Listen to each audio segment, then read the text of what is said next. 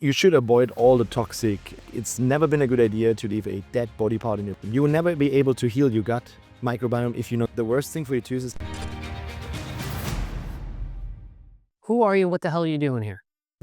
I'm Dr. Dominik Nischwitz, Huh. also known as Dr. Domme. I'm here to speak on the stage to tell people about the missing link to optimal health, which I Really? believe starts in the mouth. You literally have the missing link to optimal health? I think I do. Oh, fucking man. I don't. No, you don't think you do. You know you do, right? I know it. You wouldn't be.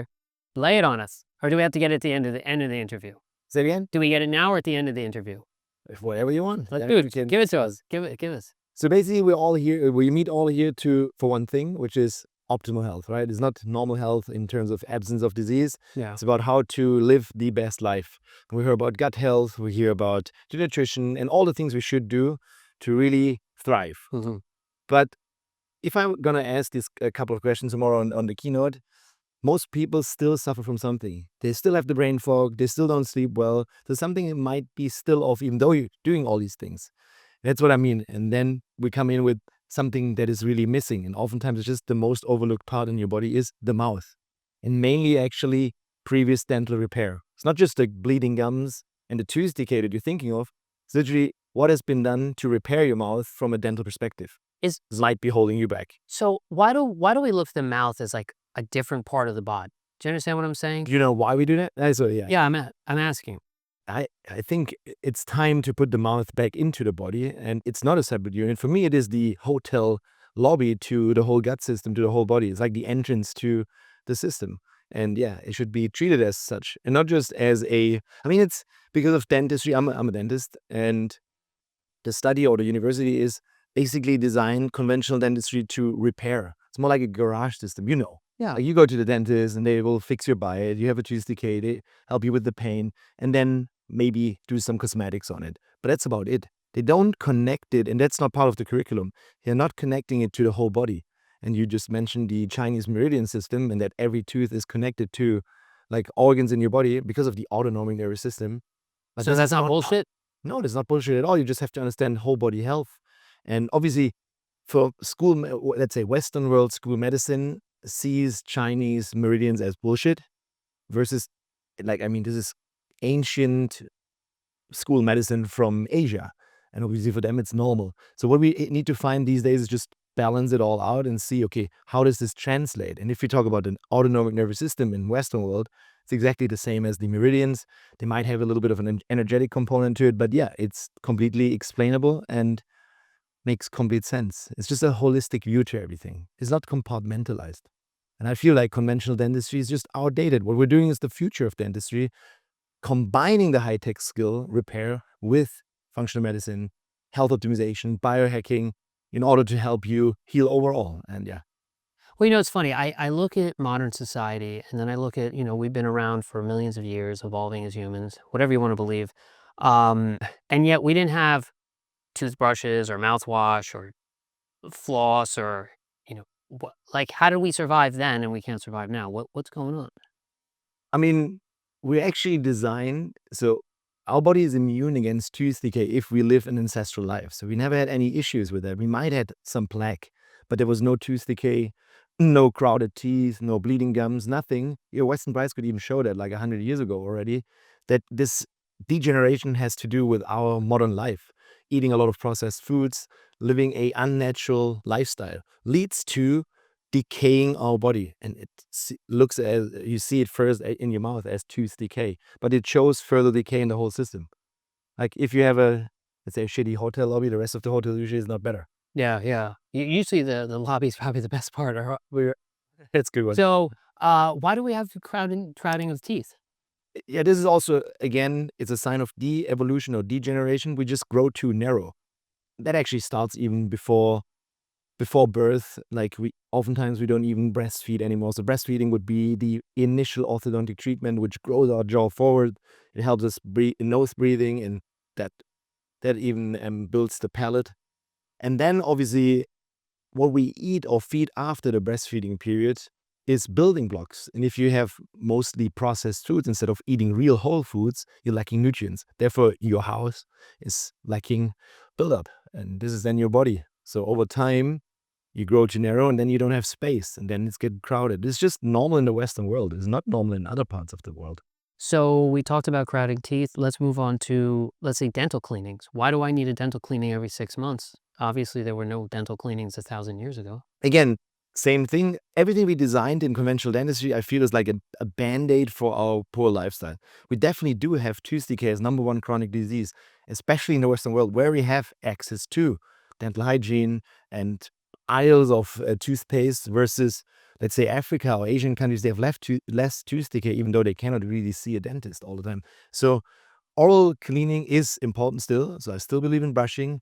However, what comes first is actually your proper nutrition. So if you would eat a only whole food real diet, then you probably don't need to brush your teeth because the food you're eating is cleaning your teeth. However, it's not the case for 80% of people out there. Yeah. So that's why we still need to use some things, but obviously not the toxical stuff that we're presented from. So I've never had cavities. Is it because I brush my teeth well or because I eat the right food? It's probably because we eat the right food first, but brushing is still important because I believe most of us eat some sort of processed foods at times and not 100% all clean. So both. But So definitely, tooth decay is definitely not a fluoride deficiency. It's maybe a deficiency in minerals and vitamin D3, K2, magnesium, these things. what's your take on fluoride now that you mentioned that? I'm a biological dentist, so there's always team no fluoride because it is a well-known toxin. It is number one gold standard in dental school that fluoride will make your teeth harder. It's quite correct, but it also makes it more brittle. And if you understand how the tooth biochemistry works, how to build proper teeth, it's the innate bone healing biochemistry in your body, we actually build hydroxyl apatite. Like your teeth is the same as your bones. And for that, you don't need fluoride. Yeah, you could use hydroxyl apatite. So I would rather go with something that is more natural instead of using fluoride, which is known to have some sort of toxicity. It's been shown to lower IQs. It affects your thyroid. It just comes with a couple of side effects that I rather don't use if I can do a better one. Can we reverse cavities? It depends. So if the cavity is in the outer part of your tooth, which is the enamel, the hard part, yes. You don't need to drill anything. It's about rebalancing your minerals. It's about your nutrients. So basically for strong teeth, you need vitamin D3, sunlight, vitamin K2, magnesium, zinc, boron, methylated B vitamins, a whole host of things. But then they rebuild from the inside, from the blood supply, but also through the minerals that come through the saliva. So that is the priority. Are root canals bullshit? Yeah. I mean, root canals is the most controversial topic in whole dental world. Yeah. They are initially a fine art and they're there to help you out of acute pain. That's why they're designed for. However, over time, there's a huge, let's say, I think it's about 30 million root canals per year. And there are dentists that only do this. So I think they're overused sometimes for prevention of pain. You need a crown and they will do a root canal. So kill a live tooth to avoid further pain in the future. That makes no sense. And if it's just for biting, they work. It's fine. However, we're looking into optimal health. And a root canal is a dead body part. And I feel like it's never been a good idea to leave a dead body part in your body. No medical department will do that. Like think about a gangrenous toe. They cut it off because it's spreading. So you're leaving something dead in there to bite on it, which works. However, this root canal gets infected over time. There's no more immune system in it. If you look at it on an electron microscope, you have very tiny tubules which host bacteria, especially the anaerobic ones, that anyways live with you. But it's kind of like a cave then. And if you have an immune system, it will create an ongoing chronic silent inflammation. And we know that chronic silent inflammation is trigger number one for any chronic health issues. And we're living in an epidemic of chronic health issues. So sometimes if you do all the things we do here in the Health Optimization Summit, you have the perfect diet and lifestyle and everything, but you're still not superhuman. Then it could be that root canal holding you back because it's triggering your autonomic nervous system, your immune system. It's just another stressor, one of the health killers. Is your mouth the real root cause of chronic disease? And is Big Pharma hiding this from you? I'm not sure if Big Pharma is hiding this from you. I think it's about, that is why we have to really change our profession from just being a technician to an overall health expert. It's just not connected yet. The mouth actually, previous dental repair could be at least 70% contributed to chronic disease. I mean, that's even what the WHO says. And they're only looking into tooth decay and bleeding gums. They don't even look into dental repair. So it's probably even 80% that affects it. It's not, I wouldn't say it's root cause, but it's definitely a strong correlation, for sure. Why are people spending thousands on stem cells when they can just... That I don't know. This is because it's just not yet knowledge that everyone knows. I feel like this is one of my mission, is bringing oral health to the table for optimal health, because I believe it starts in the mouth, but it also is in creating and educating dentists out there so that we build a true biodentistry global standard. That's what I'm doing. So a complete transformation of our profession from the technician to the physician. There's just a lack of knowledge, and it's an outdated principle. So you just have to upgrade it and bring. This is just more knowledge. We need to understand how the whole body works. And I don't think that dentists are doing anything wrong here. It's just we need new software updates. That's what I'm here for. Excellent. So let's go back to cavities. So I didn't know that mercury fillings are still being used. My mind was blown on that. How toxic are these fillings, and what do we do about it? How do we identify it? And what are the outcomes of having these toxic fillings? So mercury is the most toxic non-radioactive element known to man. It's in that fillings. Obviously, it's only like 2 to 3 microns per day, but you're chronically intoxicating yourself with mercury, and it's unhealthy. Funny enough, ever since January 2025, it's now banned in Europe because they had like an environmental mercury ban. Why does it take 50 years? We've known that. It's like 200 years. They knew it 100 years ago already. And for example, in Russia, they changed it 50 years ago. Scandinavian countries have no more mercury since early 2000s. I think it's just a lot of old systems that take a while to change. And But is that malpractice that your dentist is using mercury on you? They must know better. in my opinion, they should know better, but obviously it's the industry standard. That's what's been taught, and they're not always questioning what they're learning. For me, the dental school was just They tell you not to eat tuna, and then they're putting mercury.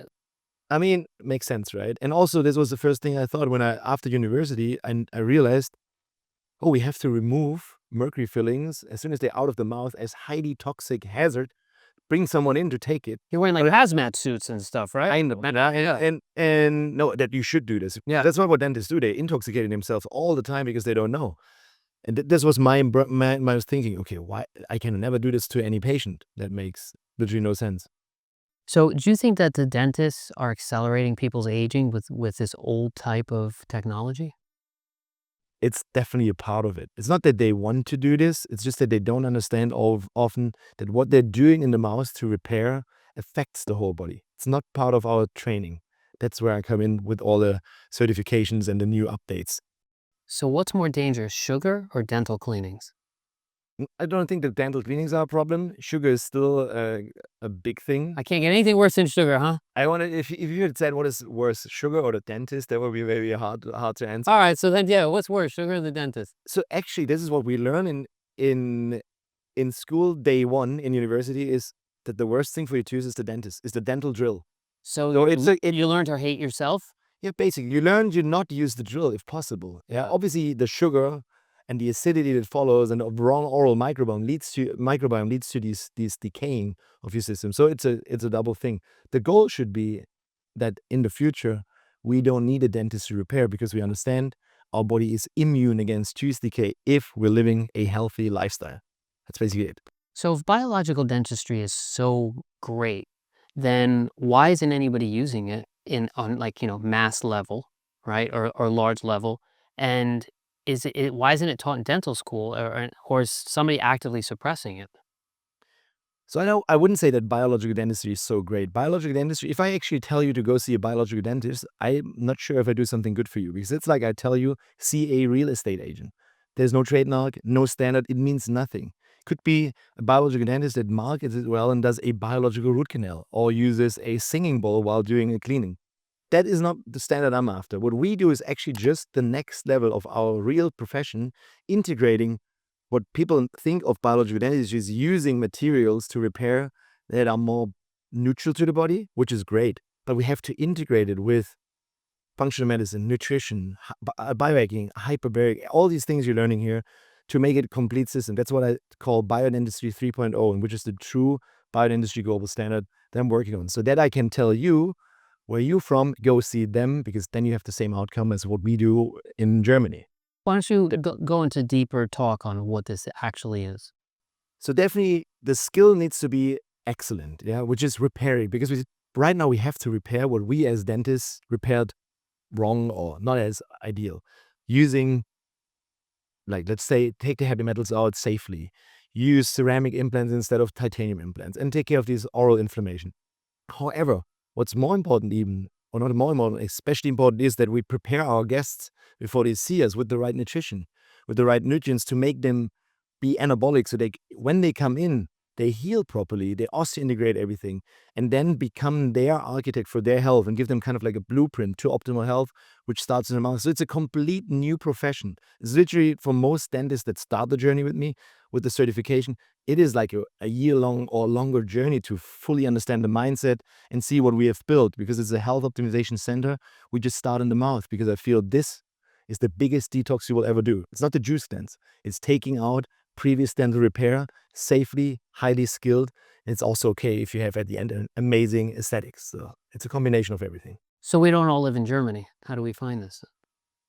Yeah, that's a good question. So because I'm training Biodentistry 3.0 certification, I call the community the real biodentist, and I have a directory, which I'm going to show on stage tomorrow. So there are several levels to it, but that's fair, because then you know, okay, this real biodentist is able to remove your amalgam safely.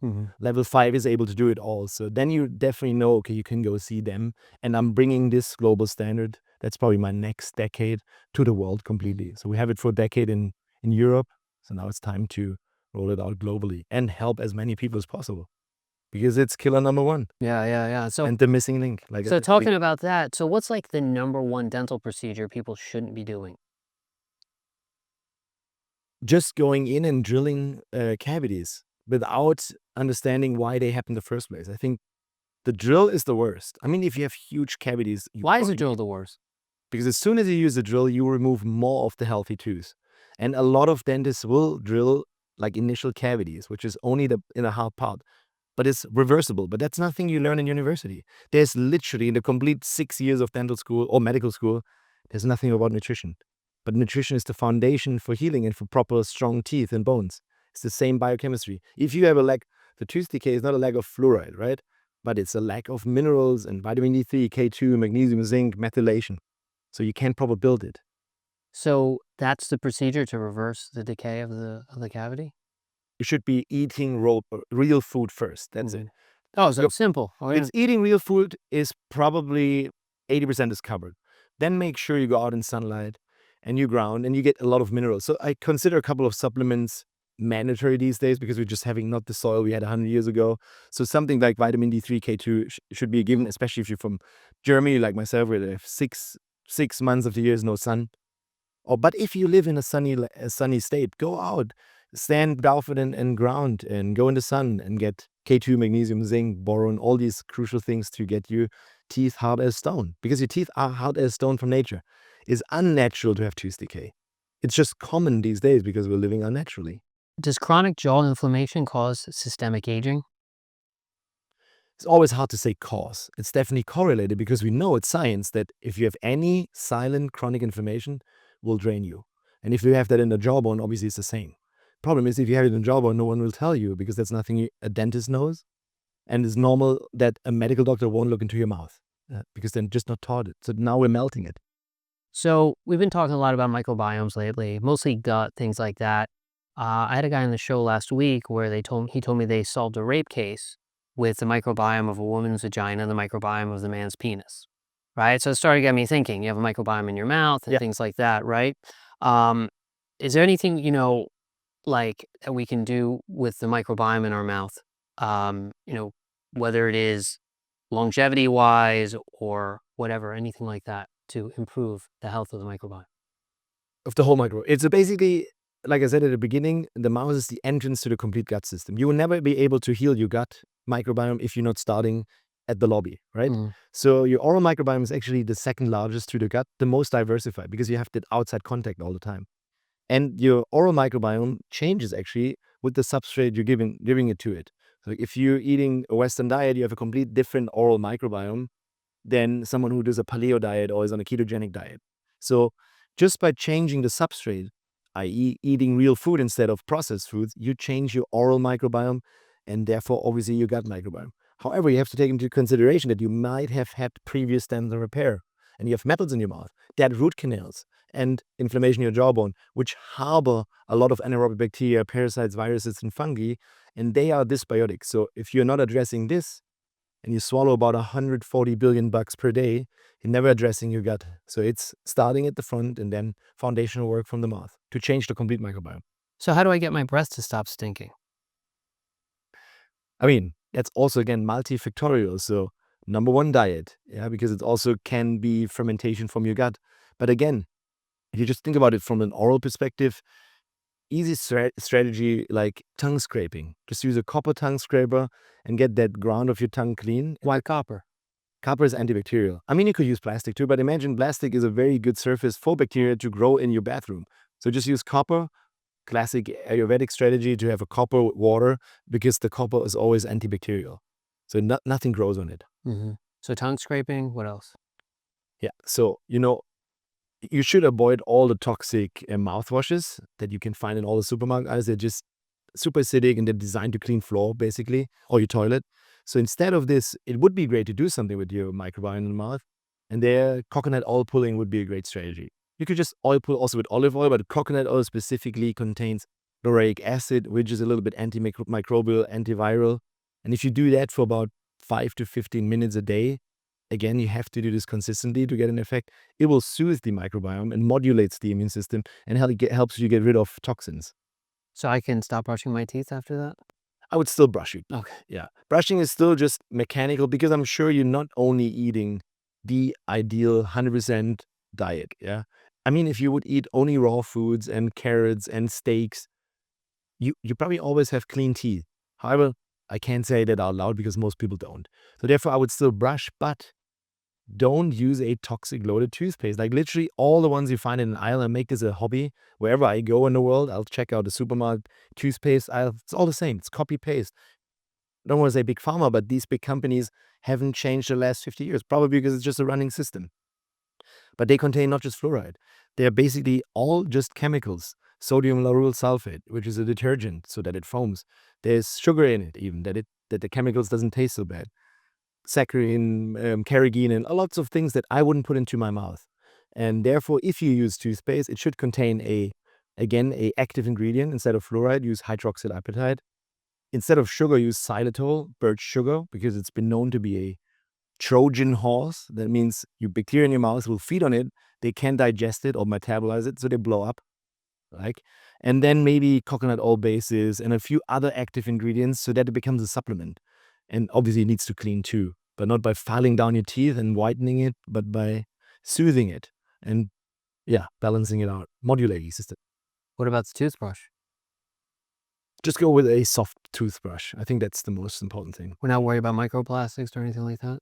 I'm not too worried about I'm also not too worried about all the toxins because I feel like our liver doesn't really know. It's more important that we are living a healthy lifestyle and we're able to detoxify very good instead of fearing everything. Like just support your body in that innate capacity. So your liver doesn't distinguish between the caffeine, the nicotine, the fumes that you inhale, and all the food. Even the supplements can, if you do too much, can become a huge stressor for your liver. So balance. It's all about balance. So you say dental detox. Now, why do traditional doctors call that crazy? Nutritional doctor? Conventional doctors, traditional. Dental detox? Yeah. I mean, probably because they just don't know. They don't think about what we're doing as a dentist in your mouth. And the biggest detox definitely is getting rid of previous dental repair. It's also the secret biohack, or like something you cannot do yourself. You cannot biohack yourself away from dental repair. You need to find someone who removes this for you safely. Because let's face it, you didn't come out of the womb of your mom with metals and root canals and cavitations. So that's been done manually for you. So we have to redo that. Revisit dental repair. Do you think we're literally rotting from the inside out because of bad dental habits? Not just from bad dental habits, but maybe also because you had dental repair, such as a root canal due to tooth is definitely a rotten organ. It actually putrefies in your mouth and decomposes because it's dead. So it adds on to it. So you mentioned, cavitations just before. Do you think that has a lot to do with our energy, our immune system, and, other places like robbing our youth, let's say? Of course, it's aging you. Like anything that drains nutrients from you or causes oxidative stress or is an ongoing trigger, like chronic silent inflammation and stress, is way worse than having something acute. If you have an acute problem, it hurts, right? You know there is something you have to do it. You have pain, pus, so your body will know how to deal with it. The problem is if it's becoming chronic, it drains you, and because there's no solution for your body, it will just turn down the volume. You don't feel it anymore, but it's there. It causes mitochondrial dysfunction. It depletes you of nutrients. It's oxidative stress. So yes, of course, you age faster, and this is what we all want to avoid, right? Yeah. So therefore, get rid of that So, safely. yeah, safely. Does oral surgery age your face long term? What should people know about removing wisdom teeth, or getting implants? I mean, for getting implants, dental implants is when you have lost a tooth. 99.9% of all dentists still do titanium implants, which is the gold standard still, but titanium is a metal. You don't want to do any metal in your mouth if optimal health is the goal, because a metal can always make you allergic, drain you again, cause oxidative stress, and triggers your immune system, but also in the world of EMFs is an antenna. Yeah, you have 3G, 4G, 5G, Wow. whatever metal is on your I'll body. get better cell phone service if I get. Yeah, bro. Yeah, that's cool. What's the alternative then? Not doing it, or is there another way? So you don't need to replace all teeth, but ideally, if you need to replace one, you use a ceramic implant. That's one of my specialties. I'm doing this for more than a decade, and I was attacked a lot for this. But now, finally, since 2 years ago, is medical guidelines. So it's always every new information starts as misinformation, as you know. Yeah. And some people are just trailblazing it. So there is this option, and your dentist has to give you the option: classic titanium metal implant, white ceramic implant, biomaterial, foreign particle. It's your choice. No guest or no patient that sees a white one chooses a black one, unless you want to be Terminator. Yeah. That makes sense. Okay, so you're the expert over here. What's your daily anti-aging dental biohacking routine from like waking up to bed? Yeah, just a oral healthcare strategy that's quite bulletproof is start your day with the tongue scraping. It's an investment of 15 seconds. You just have to do it. Just scrape that tongue. It will help against the bad breath and balances everything. Then I would do in your nap time, ideally, I do it when I cook breakfast, use that coconut oil pulling because you need about 5 to 15 minutes. Just put it in the mouth and swish it around, spit it out later into the bin, and then find a clean toothpaste to brush at least once a day, depending on how much dental repair you had, even more, and hydrate a ton. Like drink a lot of water and always ionize it, put a little bit of electrolytes in it or just some sea salt because that helps your saliva flow more, and the saliva is kind of like a miracle water solution that helps soothe the teeth and brings back minerals. So I think, and obviously eating real food. That's probably it. You make it sound too easy and it almost sounds free. It is quite. So are there any supplements that actually support oral longevity? Yes. So do you want to mention any names or? You can do whatever you want. Okay. This is the hour, so. No, actually, yeah, there is a supplement I designed almost over a decade ago for Europe. It's called Bone and Teeth, and it's actually designed as a one-stop shop for strong teeth and bones and gums. We finally also launched it in America. It's called Tooth Shield from Supreme Oral Health, and it has vitamin D3, vitamin K2, magnesium, zinc, boron, biotin, methylated B vitamins, everything your teeth need to be hard as stone. It's kind of like straight after brushing, you need to water the plants, in this case your teeth, from the inside too. So it's your invisible mouth guard, so to speak. Very cool, very cool. Are there any supplements out there that are just bullshit? Of course there are. I mean, and I'm talking about oral in a sense. Like, Ah, yeah.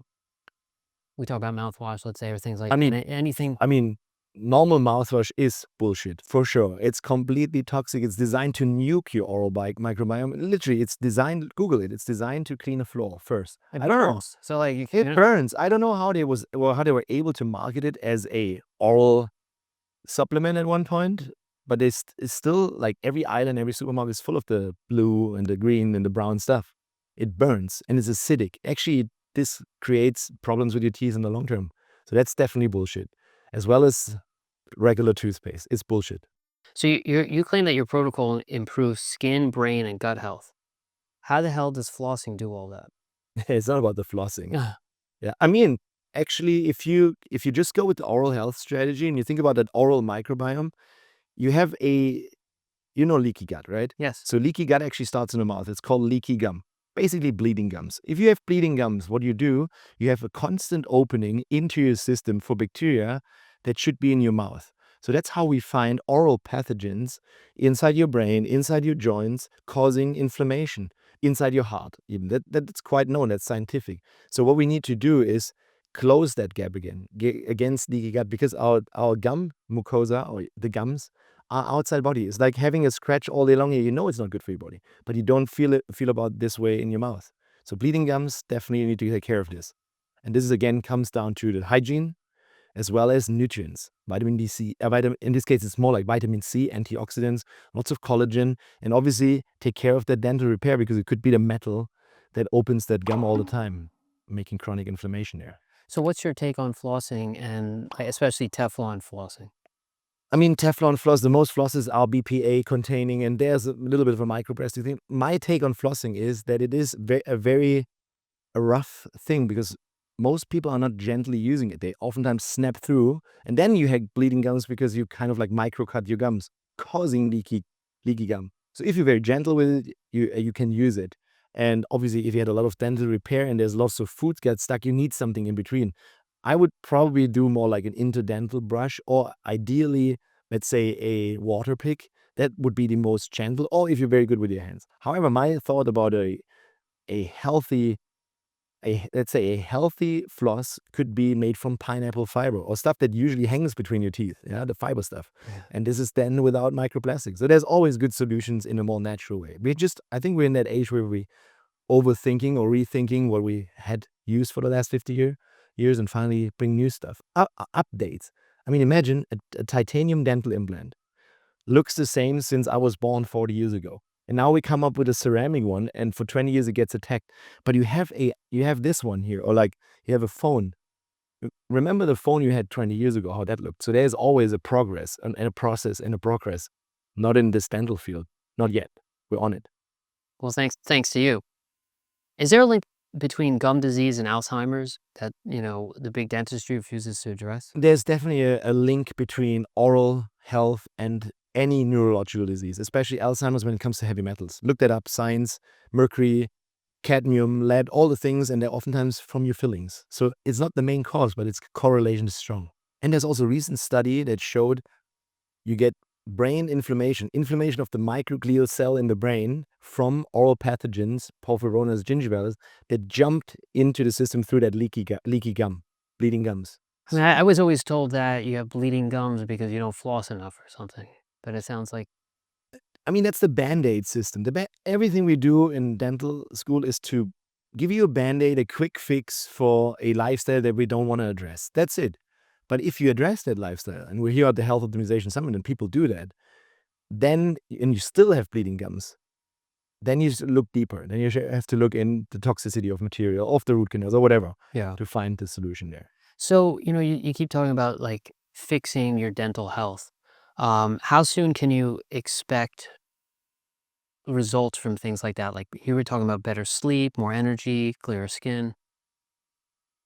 So this is stuff you won't believe if you're not seen it, but I've seen patients for over a decade from all over the world coming in as a referral clinic because they couldn't see changes in their symptoms. They tried it all. And then we remove the source, and within a week, oftentimes, sometimes even within a day, the joints feel better. Why?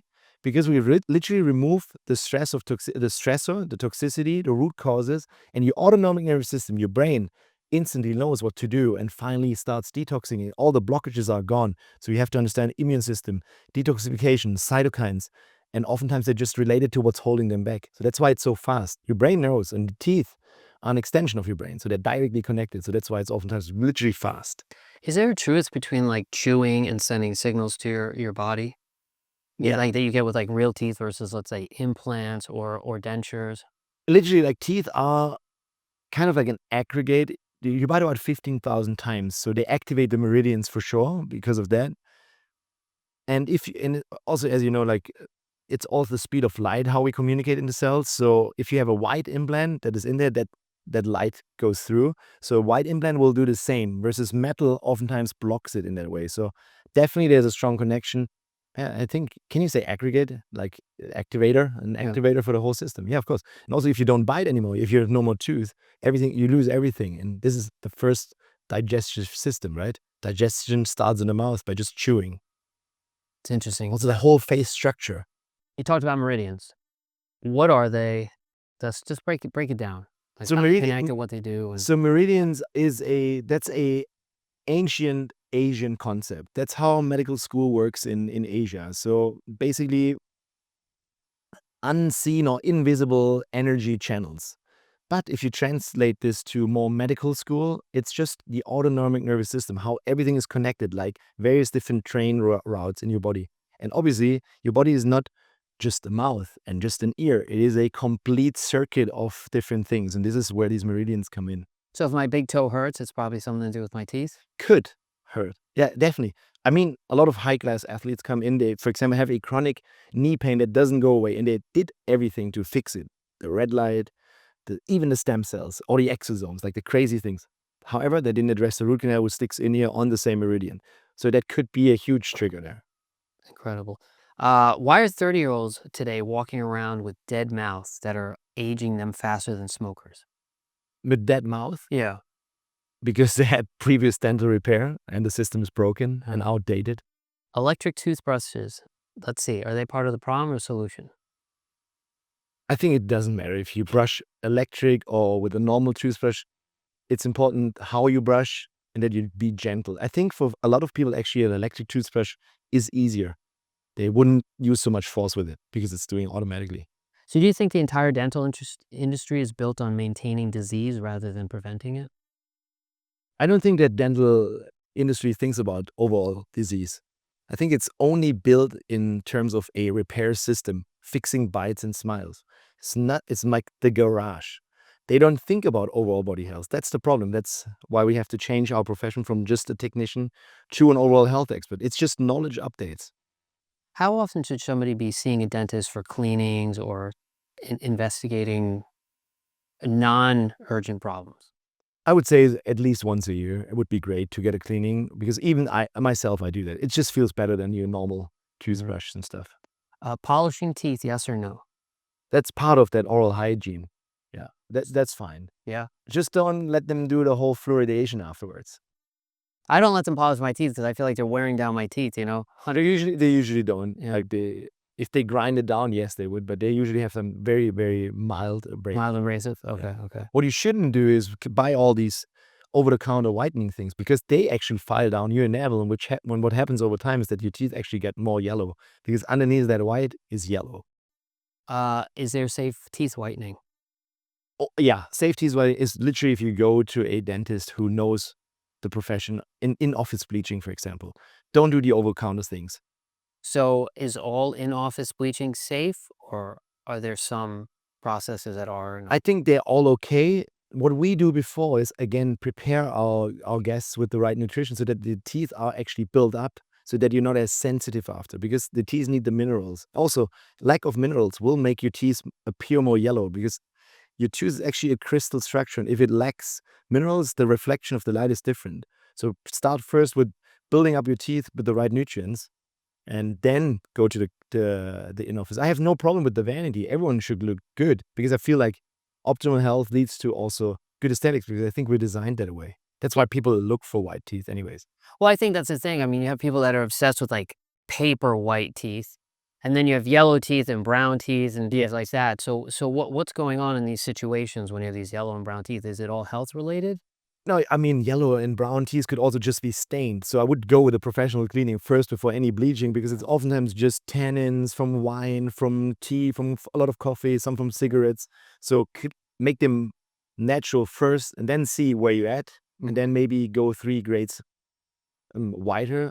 I'm not a fan of the Hollywood, let's say, what you could call it, like toilet seat white. Yeah. That's not cool. It's just too white. Yeah, like unnatural. Yeah, for sure. Looks fake. But I mean, if you like it, do it. Yeah. Listen, I think, the question here is it's safe or not. That's really the... It's again, I think it's dose dependent. Yeah. Like with everything, if you overdo it, it's probably not safe. So what about cone beam scans? That's a 3-dimensional X-ray. That is needed to properly diagnose a tip of a root canal. Is there really an infection going on? And to see these cavitations, layman's term for fatty degenerative osteonecrotic jawbone. You can only see that in a 3-dimensional X-ray. Cone beam scan. How often should we get them and at what age? A cone beam scan, only if there is something. Like it's part of our menu because we repair it all at once. So we need that because we're doing surgery. But usually, if you have no problem, nothing, you don't need it at all. But if you had previous dental repair and you know you have root canals and you had your wisdom teeth pulled, I would say do one, but go to a skilled, real biodentist that knows what to diagnose there. Yeah. Now, why, if you have your teeth pulled, if they're out, then why would there be? That's the cavitation issue. So main thing that happens when you pull wisdom teeth, which is about 80% of all of us in the Western world because of spacing issues, what happens over time is that the body lacks nutrients to rebuild that bone. That's where these cavitations form, basically caves in the jawbone harboring bacteria. So to see that, you need a cone beam scan. Okay, you can't do that with a regular x-ray. No, you don't see that. No. I mean, you can have a suspicion because probably 90%, if you had the wisdom teeth removed, have cavitations. Why? Because they were not prepared for that surgery systemically with the right building blocks. So they just didn't heal. That's the issue. Yeah. They're not prepared. You just go in and get a surgery done. That's like, that's havoc, causes havoc. It's shock to the system.